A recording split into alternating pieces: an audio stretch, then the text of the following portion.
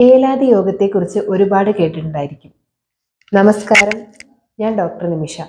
ഏലാദി ഗണത്തിനെ കുറിച്ചുള്ള റെഫറൻസ് അഷ്ടാംഗ ഹൃദയത്തിലെ ശോധനാദി ഗണ സംഗ്രഹീയ അധ്യായത്തിലാണ് ലഭിക്കുന്നത്. എന്തൊക്കെയാണ് അതിലെ ചേരുവകൾ എന്ന് നോക്കാം.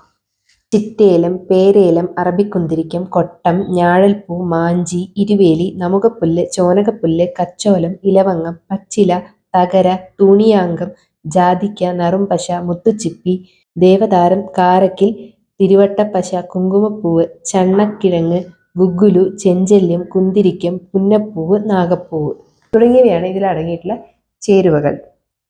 ഏലാദി ഗണത്തിലെ ഈ ഔഷധങ്ങൾ വെച്ച് ക്രീം രൂപത്തിൽ തയ്യാറാക്കി എടുക്കുന്നതാണ് ഏലാദി ക്രീം.